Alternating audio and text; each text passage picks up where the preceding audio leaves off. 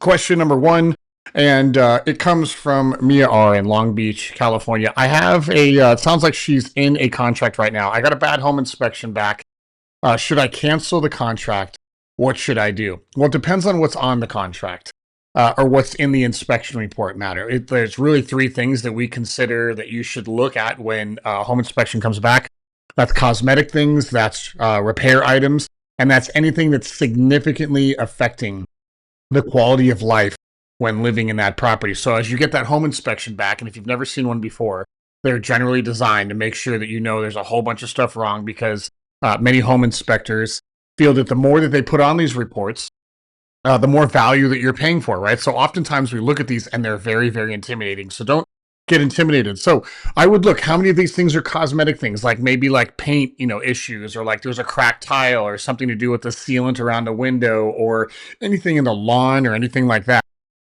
Repair items could be anything that's like kind of out of order, right? Maybe like an appliance isn't working, or maybe you've got a fan that's out, or some light ballasts that aren't working, or maybe there's some electrical issues, stuff that's like, it's not nothing, but it's not like the end of the world, and it's in line with probably how old the home is.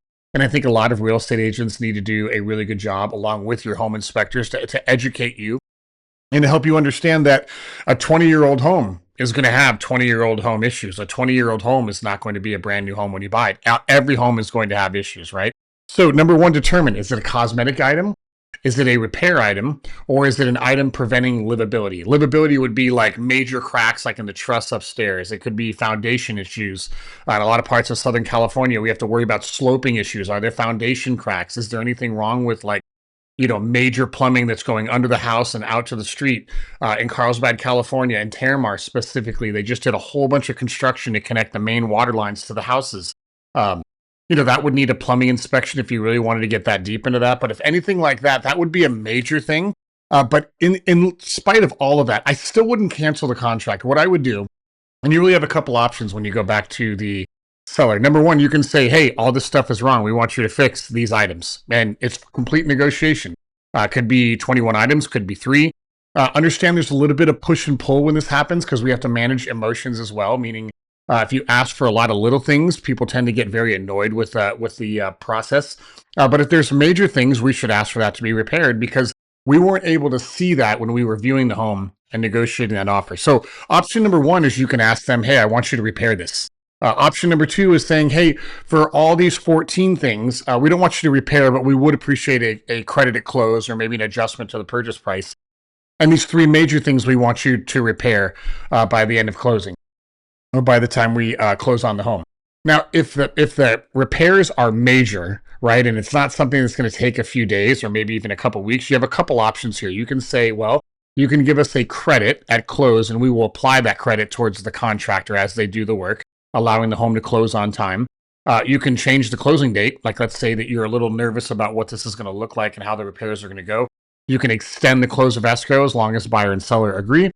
And the third thing you can say is, hey, Mr. and Mrs. Seller, I don't want you to do any work whatsoever. I just want you to amend the sales price or give us a credit at close. What's the difference between a credit at close and amending the sales price? There's really not a whole lot, but when you change the sales price, normally we have to redraw loan docs, change the down payment, all that stuff changes. So a lot of people do what's called a credit at close. And let's say the total work for faulty wood floors is $21,000. Well, $21,000 can be held in escrow to be paid directly to the flooring contractor to replace all of those floors. And the terms of the contract, like the dollars and cents and all that stuff, none of that changes. It's a lot easier to do it that way if you know that money's going to go right to a contractor.